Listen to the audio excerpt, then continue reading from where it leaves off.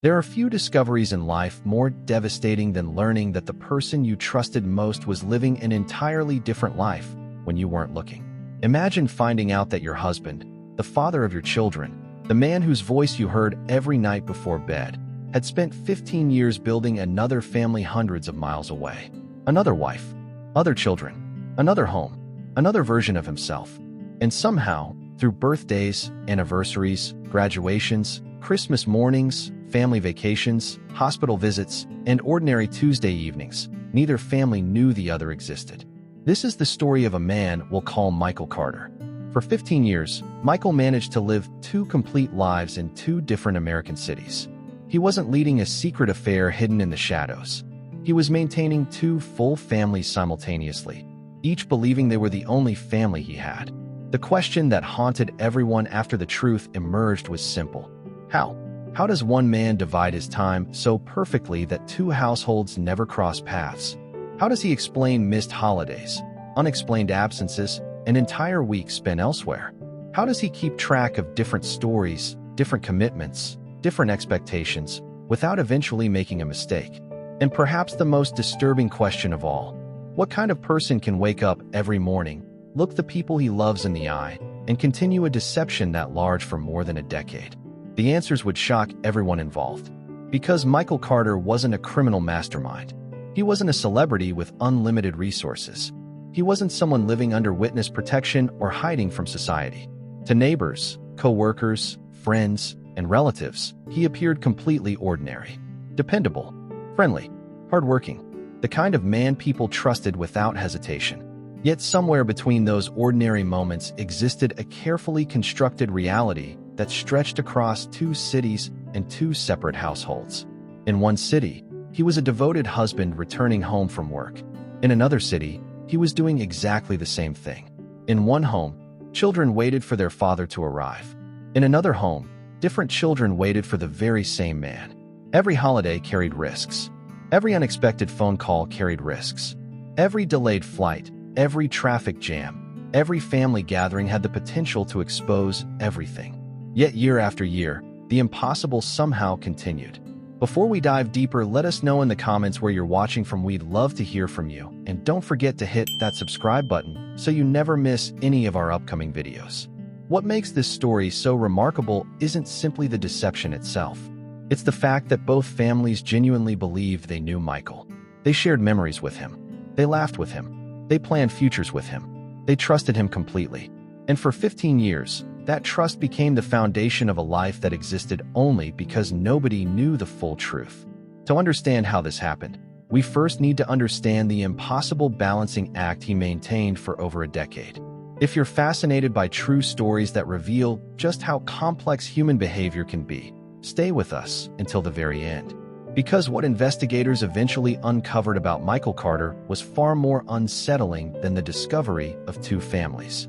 This story is about more than deception. It's about trust, identity, and the extraordinary lengths people can go to protect the versions of themselves they want the world to see.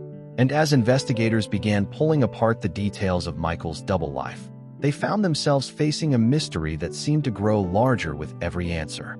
The deeper investigators looked, the less sense his life began to make. To understand the scale of what Michael Carter accomplished, investigators began reconstructing his life from both sides. What they discovered seemed almost impossible. In one city, Michael was known as a dependable husband who rarely missed important family events. He coached youth sports when his schedule allowed, attended school functions, and spent weekends creating the image of a devoted family man. Friends described him as reliable, calm, and deeply committed to the people he loved. To his wife and children, there was never a reason to question who he was. He appeared exactly as he claimed to be. Several hundred miles away, an entirely different family told investigators nearly the same story. There too, Michael was seen as a loving husband and dedicated father. He remembered birthdays. He celebrated anniversaries. He showed up for milestones that mattered. The routines were remarkably similar, almost as if he had duplicated one life and placed it in another location. Different address, different neighbors, different social circle. Yet the same man occupied the center of both worlds. The more investigators compared timelines, the more unbelievable the arrangement became. How had he managed work schedules, holidays, finances, travel, and family obligations without creating a collision? Did anyone ever notice inconsistencies? Were there moments when suspicion surfaced only to be dismissed? Or had Michael become so skilled at maintaining separate realities that even he began believing his own explanations? Then came the event that changed everything. What began as a seemingly ordinary situation quickly exposed a connection that should never have existed. A small detail led to a question. The question led to a search. And the search uncovered a truth that neither family was prepared to face. For 15 years, every close call somehow ended in escape. But eventually, luck ran out. Long before Michael Carter became the center of a mystery that would leave two families searching for answers, he appeared to be the kind of person who could fit comfortably into almost any environment. People who knew him during his younger years often described him as charming, approachable, and remarkably easy to like. He possessed a natural ability to read a room and adjust accordingly. Around coworkers, he could be professional and confident. Around friends, he was relaxed and humorous. Around family, he projected warmth and reliability. It was a skill that seemed harmless at first, even admirable. But investigators would later wonder whether Michael had spent so much of his life adapting to different audiences that presenting different versions of himself became second nature. As he entered adulthood, Michael built what appeared to be a stable and successful life. He married, established a career, and gradually earned the trust of people around him. Family A saw him as a provider who worked hard and cared deeply about his responsibilities. He attended important events, participated in family traditions, and cultivated a reputation as someone who could be counted on when it mattered most. Neighbors greeted him warmly. Friends respected him. His children viewed him as a constant presence in their lives. Nothing about the image he presented suggested a man carrying a secret of extraordinary magnitude. Then came a turning point. Through work and travel, Michael spent increasing amounts of time away from home. Those trips eventually connected him to another city, another social circle, and ultimately another relationship. What began as a separate chapter in his life slowly evolved into something much larger. He didn't simply pursue a second relationship. He built an entirely new existence. Family B came into being through many of the same promises and commitments that had created Family A. Another home was established. Another future was planned. Another group of people welcomed him into their lives and trusted him completely. What makes the story so difficult to understand is the level of commitment he maintained in both worlds. Michael wasn't occasionally visiting one family while primarily living with the other. Investigators found evidence suggesting he invested enormous effort into preserving both realities. His calendar became a carefully managed puzzle. Travel schedules were planned with precision. Excuses were prepared in advance. Work obligations often served as explanations for absences that could not otherwise be justified. Friends in one city rarely knew anyone from the other. Social circles remained separated. The walls dividing his two lives grew stronger with each passing year. Yet there were warning signs, although they seemed insignificant at the time. There were missed holidays explained by business commitments. There were periods when Michael became difficult to reach. There were financial questions that never received complete answers. Sometimes plans changed unexpectedly. Sometimes explanations felt vague. But trust has a powerful way of filling gaps in information. The people who loved Michael assumed there were reasonable explanations because they believed in the man providing them. Perhaps the most unsettling aspect of the entire story is that neither family described a relationship defined by cruelty or obvious manipulation. Both families genuinely believed they were loved. Both shared meaningful memories with him. Both experienced moments that felt authentic and deeply personal. Which raises a question that investigators, psychologists, and family members would struggle with long after the truth emerged. If Michael was deceiving everyone, was any part of his affection real? Or were those emotions simply another role he learned to perform? The remarkable part wasn't that he lied. It was how many years the lies survived. After 15 years of carefully separating two realities, the moment of collision arrived through something that should have been insignificant. Like many stories involving long-hidden secrets, the truth did not emerge because of a grand confession or a dramatic mistake. Instead, it began with a small piece of information that seemed out of place. A name appeared where it shouldn't have. A detail failed to match a story that had been told before. One question led to another, and before long, someone started looking more closely at the man they thought they knew.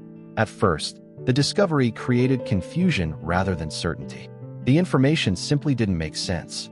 The possibility that Michael Carter could be living two separate lives seemed too extreme to believe.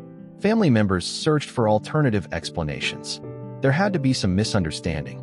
There had to be a reasonable answer waiting somewhere. But as more facts emerged, the room for doubt began to disappear. Names matched, addresses matched, travel records aligned with unexplained absences. Dates that once appeared unrelated suddenly formed a clear pattern. Photographs surfaced. Documents were examined. Family timelines were compared. The deeper people looked, the more impossible it became to deny what was sitting directly in front of them. Michael Carter had not merely been hiding a relationship. He had built and maintained two complete families simultaneously. For those closest to him, the emotional impact was overwhelming. Shock quickly gave way to disbelief. Disbelief turned into anger. Anger mixed with grief. Family members found themselves questioning years of memories that had once felt certain. Moments that had been treasured now carried entirely different meanings. Holidays, anniversaries, family trips, and celebrations were suddenly viewed through the lens of deception. People began asking themselves whether the person they loved had ever truly existed at all. Children struggled with questions that had no easy answers. Wives searched for signs they might have missed. Friends and relatives replayed years of conversations in their minds, looking for clues that seemed obvious only after the truth had been revealed. Trust, once broken on that scale, left damage that extended far beyond the immediate discovery. Meanwhile, Michael's carefully constructed image began collapsing at remarkable speed. For years, he had controlled the flow of information. Once the secret emerged, that control disappeared. New details surfaced rapidly. Contradictions that had gone unnoticed suddenly stood out. Stories that once sounded believable now seemed impossible. Every answer generated new questions. And among all those questions, one remained larger than the rest. Why? Why would a man willingly create a life so complicated, so risky, and so emotionally destructive? What was he gaining from maintaining two separate worlds for 15 years? And perhaps most importantly, if the truth had never been discovered, would he have ever stopped? To answer that, we have to look beyond the lies and into the psychology that made them possible. When people first hear the story of Michael Carter, the immediate reaction is often the same. How could anyone possibly live with that level of deception for 15 years? How could he wake up every morning, move between two families, and continue behaving as though nothing was wrong? To answer those questions, psychologists often point to a powerful mental process known as compartmentalization. Compartmentalization allows a person to separate conflicting parts of their life into different mental spaces. Instead of confronting contradictions directly, the mind creates invisible boundaries between them. In Michael's case, Family A and Family B may not have existed together in his thoughts as often as outsiders assume. When he was with one family, he may have focused entirely on that reality, temporarily pushing the other out of conscious consideration. Those mental walls can become so strong that a person experiences far less internal conflict than expected. Closely connected to this is cognitive dissonance, the psychological discomfort people experience when their actions conflict with their values or self-image. Most individuals attempt to reduce that discomfort by changing their behavior. Others reduce it by changing the story they tell themselves. Over time, Michael may have developed explanations that allowed him to view himself as a good father, a caring husband, and a decent person despite the deception. Human beings are remarkably skilled at creating justifications when accepting the truth becomes too painful. There is also another possibility. Many experts who study extreme deception note the presence of narcissistic traits in some cases. This does not necessarily mean someone has a clinical disorder.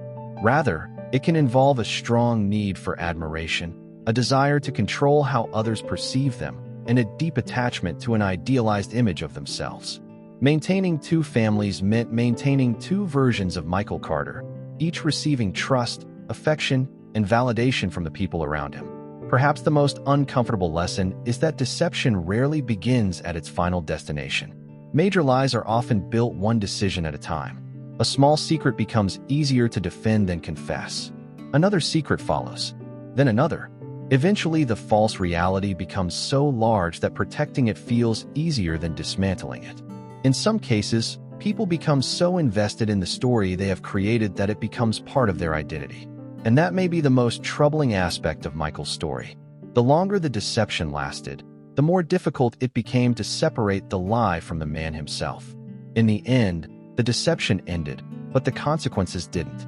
Once the truth about Michael Carter became impossible to deny, the life he had spent 15 years constructing began to disappear far more quickly than it had been built. The carefully managed schedules, the explanations, the separate identities, and the stories that had protected his secret could no longer survive exposure. Relationships fractured under the weight of betrayal. Financial obligations became more complicated as the realities of two households collided. The reputation Michael had spent years cultivating was replaced by a very different public image, one defined by questions, disbelief, and broken trust. For both families, the consequences extended far beyond the initial discovery. Trust, once shattered on that scale, proved difficult to rebuild. Family members were forced to reconsider memories they had once cherished. Some sought answers. Others stopped searching altogether, realizing that certain explanations could never fully repair the damage. Children had to reconcile the father they loved with the man they had only recently discovered. Yet life moved forward. Slowly, both families began the difficult process of rebuilding. New routines emerged. New chapters began. Acceptance gradually replaced the constant search for answers. But even as years passed, one reality remained unchanged. Some questions about Michael Carter's choices would never be answered completely. The story may be over, but its central question remains. Michael Carter's story reminds us that appearances can be incredibly convincing. For 15 years, two families believed they knew him completely. They shared their lives with him, trusted him, and built their futures around the person they thought he was. Yet the truth existed just beyond what either family could see. What do you think? Could someone really maintain a secret like this for so long without signs being noticed? Or were the clues there all along? Let us know your thoughts in the comments below.